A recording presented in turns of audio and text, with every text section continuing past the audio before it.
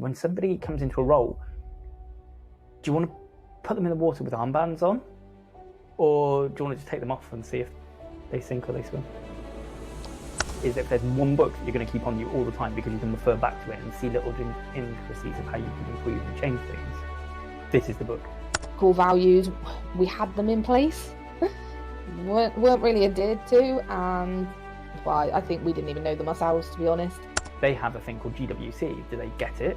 Do they want it? And do they have the capacity to do it? Geez, 18 years ago, where did we think we would be? Did we think we would be here, sort of thing? There's failures and there's things that will set us back, but mental strength to keep going is what's really needed. Sometimes being a business owner can be a lonely place where you feel like you're the only one that has issues or lots of things to solve. Hi there, and welcome to the Leaky Bucket Podcast. I'm your host, Ian Morgan, and this is the financial performance podcast for entrepreneurs looking to get a better understanding of their numbers, to plug the leaks in their business, and to move from surviving to thriving. Hey everybody, and welcome to yet another episode of the Leaky Bucket Podcast. I am joined yet again by my wonderful business colleague and wife. Sam, welcome to another episode. Thanks.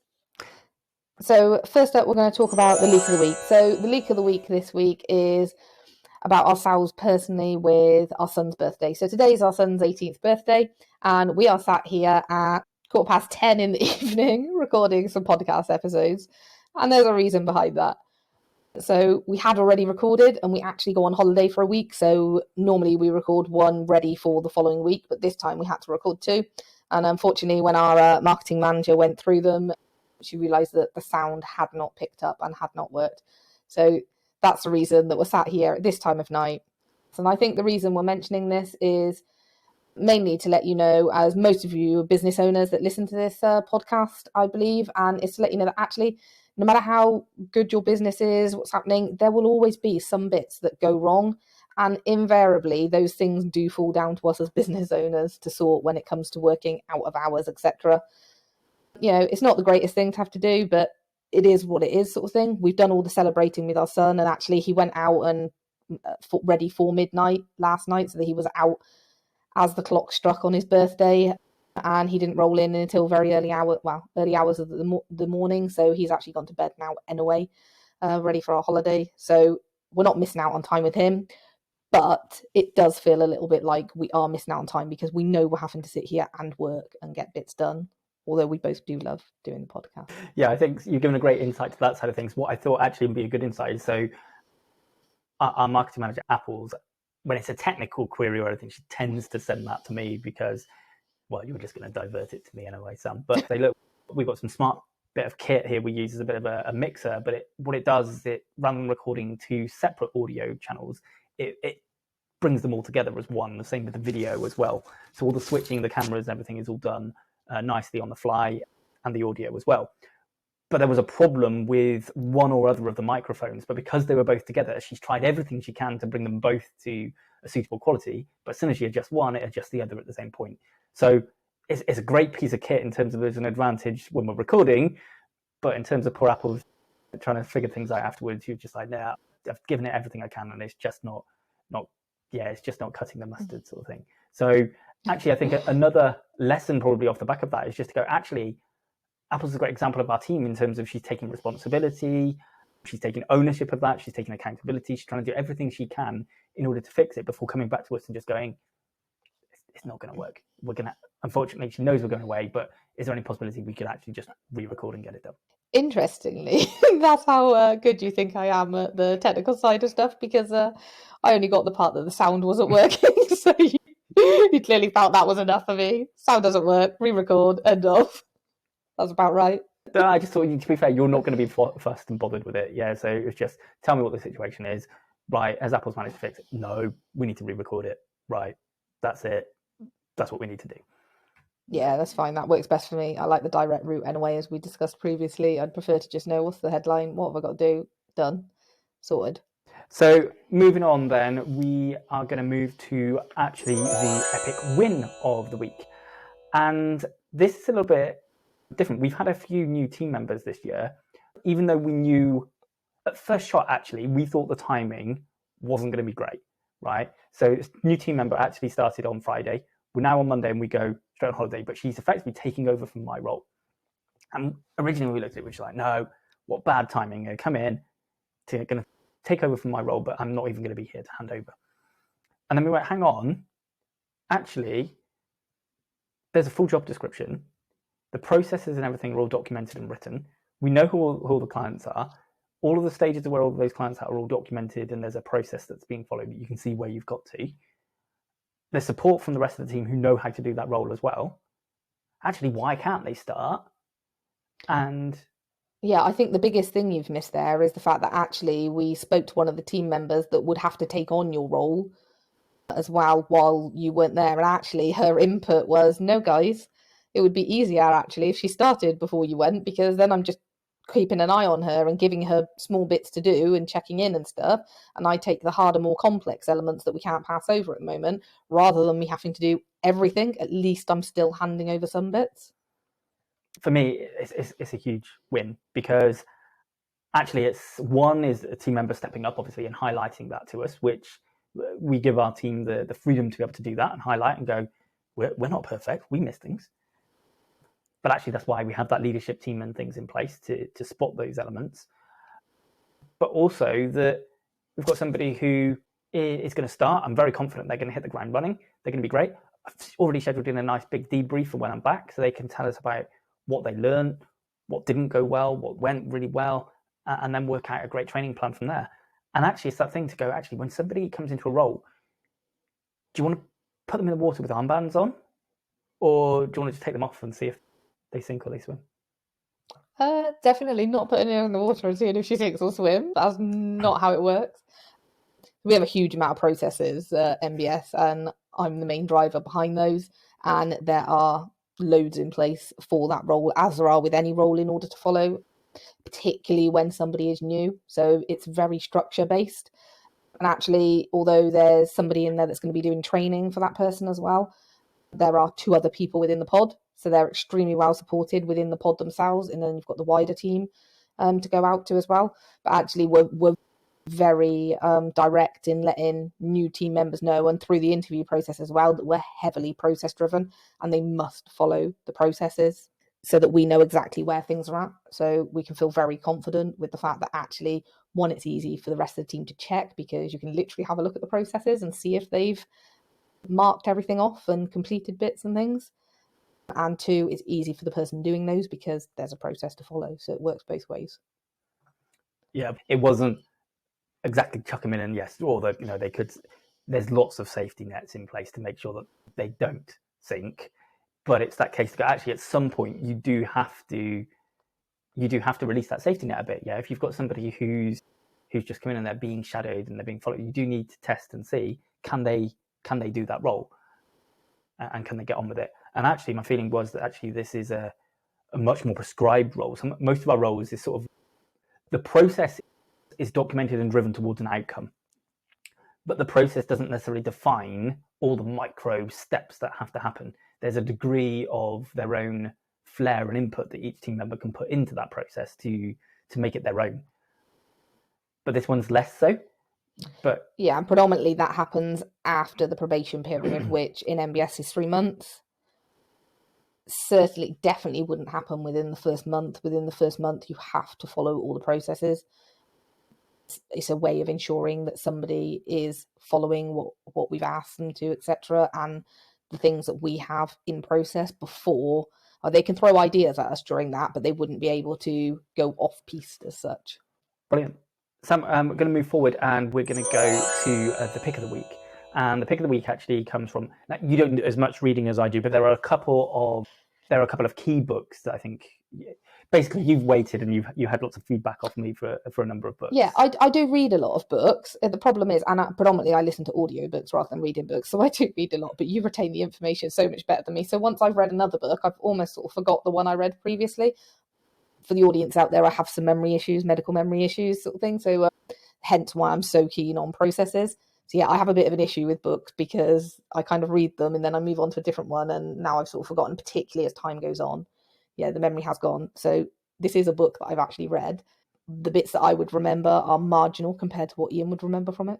Probably the book that you retain the most from, because it's probably been the most key in terms of the changes within our business. And my always argument with this book, right, is if there's one book that you're going to keep on you all the time because you can refer back to it and see little intricacies of how you could improve and change things, this is the book, because there's just so much you can implement and do. You can't do it all in one go, but you can understand it all in one go. Anyway, we sort of skirted around the point. The book is Traction. brilliant. And so Traction by Gino Wickman. Give us a bit of an insight into why the book's useful in terms of how it's helped in terms of, I suppose, particularly the win of the week, actually. I think it's been fundamental in that respect. Maybe in terms of things like having the core values and things in place and our sort of meeting agendas and our processes. Yeah, I think most of the structures we've got within the company in terms of those bits have come from Traction. So core values, we had them in place, weren't really adhered to, and well, I think we didn't even know them ourselves, to be honest, over a period of time. And we went to Dan Bradbury Group and we started having coaching through there. And we had a meeting with Kevin and he recommended this book, which actually, Ian had already read at that point, I hadn't. And I think it highlighted to us again how important some of the bits are in there.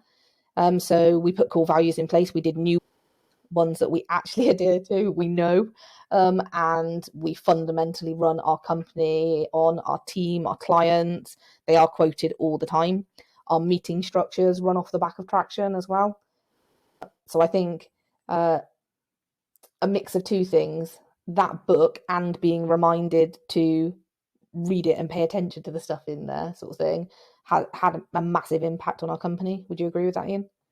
Yeah, I think it's huge. Obviously, all of our team members, the existing ones at the time, but also new ones, have to read the book, What the Heck is EOS, which is like the staff members' introduction to a business that operates on EOS, which is the entrepreneurial operating system, which is what Traction teaches.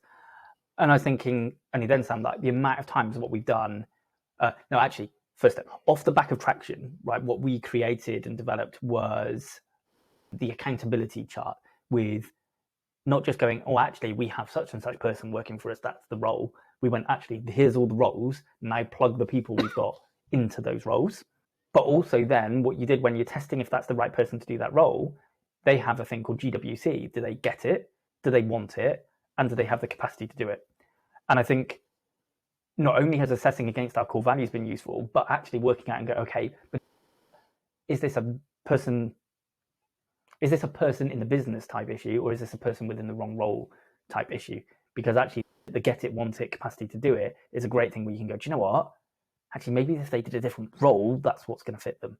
And off the back of that, we developed our 3 or 4 different roles that we've got, and we know the characters that fit those roles. So actually, when we were specifically recruiting for the role that we've recruited for at the moment, that we were saying about, I'm very confident we've picked the right type of character that fits that role. Hence the confidence that we've got that they can start and literally they do one day and then that's it. We're off and gone. And actually, that's what we're aiming towards. Yeah, a business that, not a business that does run without us, a business that can run without us. And I think EOS and Traction is the way through into that. Yeah, it's definitely a massive impact on our recruitment, etc., because we implement all those things into our recruitment now. So some of the elements that we do anyways, we test skills and things like that. But I think what it allowed us to learn is quite how different people will show up in interview and actually what you're looking for in somebody for a specific role. So for example, for us, for a client manager, you are looking for somebody that's quite loud and not necessarily opinionated in an interview, but they do give their opinions. They don't shy away from bits. You don't want somebody that's sort of nervous and things because they're client facing. They need to be able to work on the spot and they need to be good at conversations that they're not necessarily expecting. Whereas a management accountant, normally they will show up quite nervous. Now that can be in the element that they can be quite loud, but normally it's in an element where they ramble a little bit because they're nervous during interviews. Or they could come across quite quiet for the same reason that they're nervous. So it's allowed us to realise that actually when interviewing, you need to look beyond what they're saying and how they're appearing, sort of thing, and give them that little bit of time to get that initial bit over. So we always do a little bit of chit chat to try and get that little bit over. And we have our skills test to refer back to as to how they're performing that, etc. Brilliant. Should we move on? Yep, excellent. So the peek behind the curtains this week is based on our son's 18th birthday. So as I mentioned earlier, it's actually his 18th birthday today. And well, we just think time's flown, and it got us thinking about not just personal element of the fact that we now have an 18-year-old, God knows how that's happened, but we have an 18-year-old, about the fact that actually time does just go really fast. And I think sometimes it does feel a little bit like you've blinked and time's moved on. And I think there was an element of us going for us, 18 years ago, where did we think we would be? Did we think we would be here, sort of thing? Is there more we could have done in that 18 years, or have we done loads in that 18 years? And it just kind of got us thinking a bit about, as business owners, we put bits in, and myself and Ian do a plan where you have sort of a 1-year plan, 3-year plan, 5, 10, etc. But I think actually when you look at it, particularly 5 and 10 years, for me specifically, I think God, they're like way off, but actually they come around really quickly. So I think those things are really important to have in place, both your personal goals and your business goals over time, and to reflect back on them as well and ensure you are achieving what you want to. And if you're not, why not? Have you achieved something else and you're happy with that? That's, actually something changed along the way and therefore your plans changed. But yeah, I think those things are really important. What's your opinion, Ian? Yeah, I think agree. Time's definitely flown. I'm just thinking about lots of those plans that we put in place. Some of it has come to fruition, but some of it not. That actually we find as we've got stepped closer that we've gone, no, that's not what we really want. And then we've adjusted and changed, the path and the direction that we're going in that respect. But I think the thing that's become clearer probably to me over that period of time and made sure that we're more focused on is the what's in this for us. Is this working for us? Are we building the life that we want to build? And I think more and more that time's gone on through what we're doing, that we've become clearer on that and become more focused in onto it. Yeah, definitely. So although we are up here, which for me is a little bit mixed, because we've very much designed the company around the fact that yes, we have commitments, etc., and our clients are very important to us, but family comes first, sort of thing. However, that doesn't mean we shirk our commitment. So as Ian mentioned earlier, that he still had a meeting while we were in Belfast because that was already set in, and you can't just mess people around and change things like that. So that still happened. And the fact of it being our son's 18th birthday today, ideally we wouldn't be up here, but he has gone to bed because he's tired from his phone party antics. Probably a little bit of a sort considering how he came in. But we come up here to do this as soon as we were able to, based around family commitments. So if that meant we weren't up doing this until sort of 2-3 a.m. in the morning, then that's what we would have done, because actually celebrating with our son for his 18th was the most important. And then knowing we had the podcast recordings done, it will still get done and it will still come out on time. It's just that it had to center around that first. So if that meant we were up here at whatever time, that's when we'd have done it to ensure it's still done, but it wouldn't have been missed, because that's not how it works when you're sort of juggling both bits. Brilliant. Thank you. Sam, moving on, we've got the buzz of the week, right? Now, going on recently, there has been the Athletics World Championships. And I wanted to pick on a particular athlete from the Netherlands. And I think what was interesting and key here is mindset and mental strength. Forgive me, I forget her first name, but her surname Bol, right? And she's a 400-meter hurdler, right? And I've had a go at doing hurdles. They're hard and they're tough, and they certainly weren't as high as what they do. But running them over 400 meters is definitely a mental strength as well as physical. But what was interesting was, right, she took part in the 4x400 mixed relay. So not hurdles, just 400 meters, right? And it was her, another female, and two males. And she ran the final leg. right? And when she was doing that, she came in, she was leading, and with less than 5 meters to go, she tripped and she fell. And she lost 2 places. She managed to get up and maintain herself and get over the line, right? But she effectively lost the gold medal. And actually, the team that was in second set a new world record, right? But because they overtook and they got over. So how she would have even been beyond that still. So there was ultimate failure. Everything was on her shoulders. It was hers to lose at that point. But then the next race that she ran was the 4x400 meters, but for the women. And again, she ran the final leg. Pressure was no doubt on. When she started her leg, she was in 3rd position. As she came into the final 100 meters, she overtook and got into 2nd, and she just carried on and kept going. And she even took 1st place. And I sort of reflected and went, actually, isn't that an element of a bit like business? You know, there's failures and there's things that will set us back, but the mental strength to keep going is what's really needed. And yeah, we had a brief discussion about this, but yeah, Sam was interested on your insights in terms of how you see that reflecting back into the business owner's world. Yeah, I think you definitely have to have that resilience to be a business owner, and I don't think it's for everyone, in all honesty, and that's not a bad thing. It's not a weakness to go, that's not for me, sort of thing.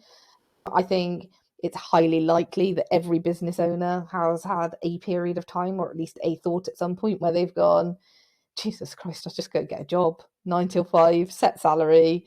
I know when I've got to work, I don't need to do any extra hours. There's no extra shit that's going to come my way that I've got to sort at a ridiculous time, or, only falls on my shoulders as such.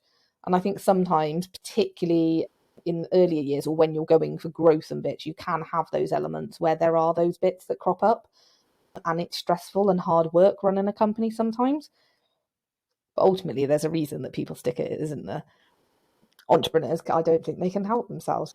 I don't think we make great employees because it's just not in us. We want to be achieving things ourselves. We want to be pushing the boundaries of what we can achieve, looking for other things, etc. Yeah, I think, yes, you are completely right that you do have to have a resilience in order to run a company. Yeah, I was trying to think who it was with the quote, right? But their thing is, the definition of an entrepreneur is being able to move from one failure to the next, but with renewed enthusiasm every single time. And I think that sums it up brilliantly. I'm going to move on in a second to the power move of the week, but I just want to quickly speak to the listeners beforehand and just go, look, we'd love to have your feedback, your information, your questions. One, do you want to hear us talking more about some of these personal impacts and stories that we have relating to how it affects both me and Sam? Or do you want us to shut up about those bits, just talk about business and keep it in that side of stuff? Also as well though, if you want to fire in questions, we're definitely more than happy to get questions from you in terms of things we're talking about, things maybe you can suggest that's a leak for you in your business, or a win in your business, or any power moves that you've made. But yeah, certainly send those thoughts, feelings and questions in. Sam, power move of the week. What stood out to you from this week's episode that you think is the power move within that?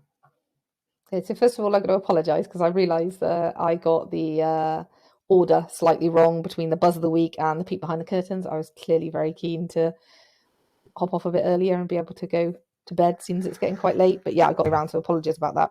I think the power move of the week for me is, to be honest, it's a general all-round over it, to sort of go, I think our ultimate power move is the fact that we've got a new team member in, and we've got all those processes in place, and actually it ran really smoothly already on our first few days, and I don't foresee there being any issues, and we certainly know our team members can cope with it, the ones that we've left sort of in charge of looking after her, if you like, and getting things set up. So I think that's got to be sort of the power move of the week. However, there's this nagging little bit in my head that's kind of going, that is brilliant, but actually I think in an element, while it's not a power move as such, I think the thing of sharing with other business owners, the fact that actually they're not on their own, every business owner does have some issues, and I think sometimes certainly when I speak to other business owners, they feel like our business is, well, we run things so successfully and so easily, and you never have any problems, etc. And that's just not the case all the time. Yes, the company is successful, and yes, the majority of the time we don't have issues and bits like that. But stuff does crop up, like these recordings going wrong and there being a sound issue where we have to jump in and you have to record things another time, or you have to do a task another time. I think ultimately, for me, that is kind of a power move, even though it's a little bit of a negative, because the positive behind it for me is the fact of having that element where other business owners feel reassured, because I think sometimes being a business owner can be a lonely place where you feel like you're the only one that has issues or lots of things to solve. So sometimes it can be reassuring to hear that other people have problems or similar issues. What about yourself?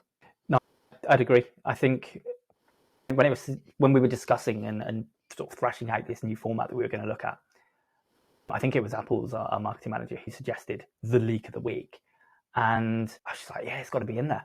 Like, do I think we can come up with a leak every week? Don't know. Don't know if that much stuff like goes wrong. But at the same point, I was like, do you know what? It probably does. But what we've learned over the years is don't have a hot-headed reaction. Yeah, be calm, be collected, work it out. Because actually, there's always another route you can take. And so one of the key things we wanted to share by us doing this together was to go, actually, things don't always go smoothly. There are challenges, there are difficulties. But the stuff you see out there on social media and all that sort of stuff is just paint the rosy picture, make everything look amazing. And I'm sure when this episode goes out, the audio will be absolutely fantastic and brilliant. And if we hadn't have done this and talked about that, people probably would have never known. So I'd agree. I think that is one of our power moves. Thanks so much for listening to this episode of the Leaky Bucket Podcast. I'd love it if you could help spread the message by clicking subscribe and leaving a review. Also, please do reach out to me on LinkedIn and let me know your thoughts on this episode. You can also find more info and links in the show notes below. See you next time.